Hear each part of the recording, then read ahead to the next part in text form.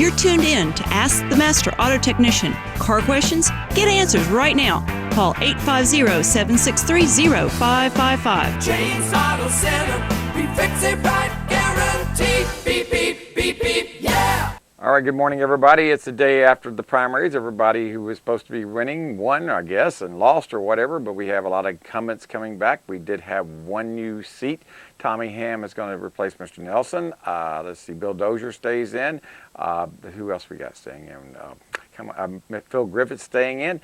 So the only change that's going to be on the county commission seat will be between me and Robert Carroll come November 8th. Everybody says, James, why are you deciding to run? Well, the reason I'm running is because the timing is perfect. Who would have ever thought about, I didn't even think there's going to be an opening. I didn't think George Gaynor would be retiring from his seat. So that's one of the reasons I decided to be running. But anyway, if you got a car question, give us a call at 850-763-0555. Stephen Lang is supposed to be calling this morning. We're going to be talking about his business model, where he is actually buying cars. He goes to auctions. He goes to auctions just about every day throughout the southeast United States, and he buys some really great cars. Some of these cars are 20 years old. Some of these cars are 10 years old. Some of these cars are 2 or 3 years old. And what he does, he sells them for $500 over what his cost is. And I'm serious. That's all it is. He posts them on the internet. He says, this is what I paid for it. This is what I expect you to pay for it, which is $500 more than what I paid for it. You have 48 hours to wire me a deposit to hold it. And I think you have another 48 hours to come and get it.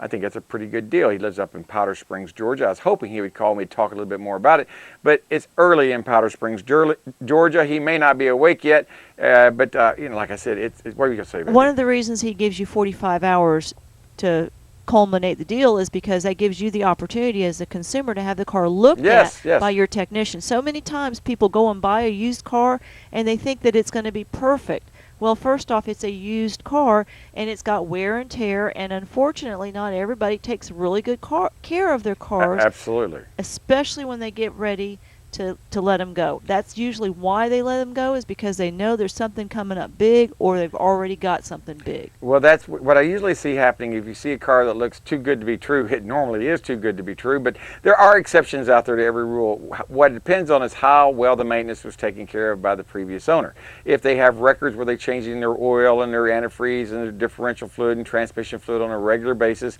and you look at the car and you see that it doesn't seem to be all ragged out, you don't see a lot of parking lot dings all over it, or tires where the corners are rubbed off from hot rodding or taking corners extremely fast, and then you get it checked out by a professional automotive diagnostic repair shop. Please, I encourage people, do not, when you buy a car, don't have the dealership or you're buying it from, or the car lot you're buying it from, certify it as a car you need to buy, because remember, they're looking out for their best interest, and I can't say that I blame them. That's what needs to be done. You need to have it looked at an independent shop that has no dog in the fight, so to speak. What are they going to get out of it? They're not going to get any repairs out of it, because you're going to take it back once they find something wrong with it. You're going to take it back and say, I want to buy the car, but can you take care of this, or can you knock this off the price, or what? You have negotiating power. Too many people don't do that. They don't do that, and for the life of me, I have not quite figured that one out, why they don't do it. But they should do it. All they have to do is pick up that, call a shop and say, hey, I've got a XYZ car. This is a year, make, model. I need you to look at it. Can you tell me if this car is worth purchasing? I want a pre-purchase. It normally is between 1 to 2 hours what it takes to look at a vehicle completely and to figure out what needs to be done, what hasn't been done, and where you need to go if you're going to purchase this vehicle. Too many people do not, and I repeat this, they look at the car and it's pretty. They open the hood and the engine is shiny.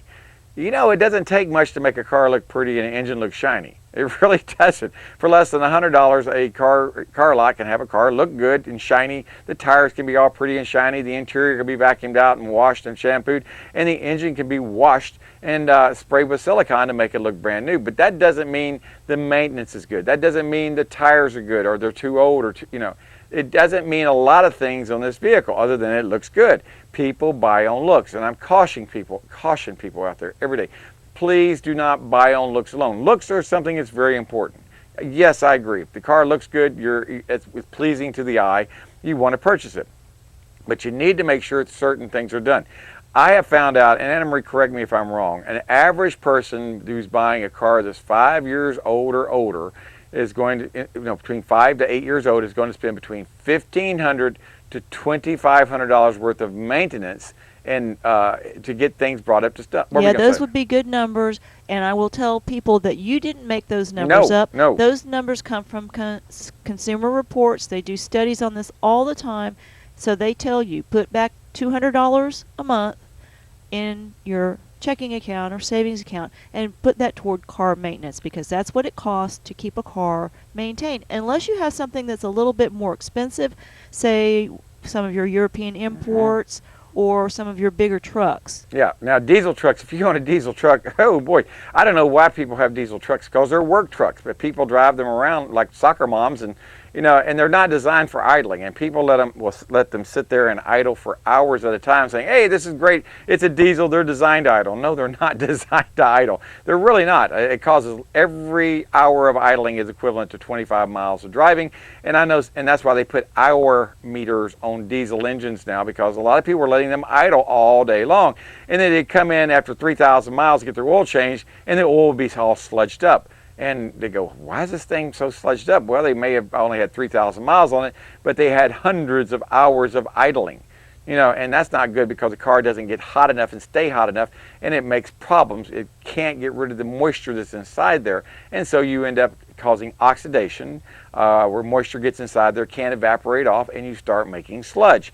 That's how it all starts. It's kind of like, which came first, the chicken or the egg? I really don't know, but I do know that idling contributes to sludge buildup, and it contributes to a lot of problems with carbon buildup in the exhaust system of these newer diesels out there. They have diesel particulate filters, DPFs, that they actually will not allow the ash to go outside the tailpipe.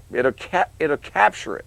It will not allow it to go outside the tailpipe. It gets caught in a trap. Yeah, so that's why we don't have big black smoke coming behind diesels anymore. Well, that's part of it. Yeah, you have that, and you have there's like 3 things inside there. You've got something, it's a diffuser down inside there that sprays this what we call diesel exhaust fluid, DEF fluid.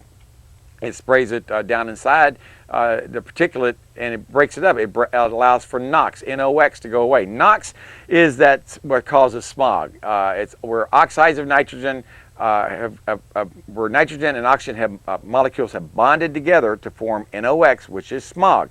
And that smog is what causes that gray haze or that brownish haze. If you go offshore and it's a clear day and you're off 10 miles offshore and you can't see the horizon, you can't tell where north to south, east, west is, it's kind of hard not to if the sun's out, but still you sit there and go, where's the hill at? Just look around, and when you see that brown haze, that's the hill. That's where Panama City is. That's where, honest to goodness, ask any boat captain that. You don't see it because you're here and you're on dry land. You don't see that haze. But go offshore 10 miles, boy, will you see it. It's a kind of a brownish, grayish, ugly haze out there. Kind of a brown haze out there, I might say. But that is what's from exhaust. That's what's from what comes out your tailpipe. Well, I will say that the EPA regulations starting back in the 70s have reduced the amount of smog that we have, because I can remember pictures of Los Angeles where it was like there was a complete fog. Absolutely. You couldn't see the street because of the smog. I remember, because of fog, but smog. I remember back in 72, 73, they'd have smog warnings where they told people not to go outside without a mask on, that way to keep from breathing in these particulates, and they can cause problems, and that's why they come out with catalytic converters since this time. Gasoline engines came out in 1974. By 1974, General Motors was putting catalytic converters on, and so was Dodge, so was Ford. They were all putting catalytic converters on. By 2000, and that was in 74. By 76, we had an improvement. They went to electronic ignition on just about all cars. Chrysler went to electronic ignition in 72. But by 1976, it rolled around, we were all vehicles made in the United States that I'm aware of, I could be wrong, had electronic ignition in them. They had carburetors on them, but they all had catalytic converters, and they were all designed to run unleaded gasoline. I remember people would buy these little adapters to go on top of their regular nozzles, where they could put regular gasoline inside their car that was supposed to be for unleaded fuel, because, well, sometimes unleaded fuel wasn't available, or it was more expensive than leaded fuel, and people didn't understand what that lead did to catalytic converters. It poison the catalytic converter where it wouldn't work. It actually would, that lead would encapsulate the catalyst in there to keep the noble metals that are inside the catalytic converter from reacting with the gases as it came in, where the gases, the metal doesn't react, the gases that come in contact with the noble metals react. That's why they're called noble metals. They don't change when something comes in contact with them. Noble metals are what gold's a noble metal, platinum, palladium, rhodium. Those are noble metals, and you'll find platinum, palladium, and rhodium in catalytic converters. That's why they're so darn expensive. There's some catalytic converters out there $3,000 and $4,000 a piece. We were talking about a diesel a minute ago, where a diesel, the particulate filter and the all these this outfit, this entire mess underneath our catalytic converter, this particulate filter, this exhaust system that's on Fords, they're $5,000 a piece. They're non-serviceable. You can't take them apart, clean them, and put them back together like on some cars you can that have the particulate trap in them. Some of them you can take them out, put them in the parts washer, and actually clean them out and put them back on there. Yeah, hard to believe, isn't it? But you can. They don't tell you these things. You find these things out the hard way. Engineers told us, oh, you can't do that. That won't work. Yeah, it does work. Just take a water hose to them or soapy water and wash them all out, and you can then regen and take care of it, and there you go again. You just saved yourself a couple $1,000s, for 3 or 4 hours worth of work. It can happen. There's a lot of things out there that engineers tell us we can't do. We found out over the years we can do. It just requires us to think outside the box a little bit. And Mark Sarlo calls, he'll be calling calling Friday, and he talks about some of the things that engineers do and what makes the decisions on how they make a decision on how things work, how they determine what can work, what can't work, what the cost of it's going to be, will it get it through warranty, et cetera, et cetera, et cetera. There's a lot of things to consider when a car is being manufactured. There's a lot of things that don't get done till after the car is manufactured, and that's why they have recalls, that's why they have updates, and that's why they have warranties on vehicles, because sometimes things go through the entire process and they go, okay, we've gone to that drop dead date. We've already got everything installed on it. We can't do anything more to it right now. The cars have to roll out at a certain date.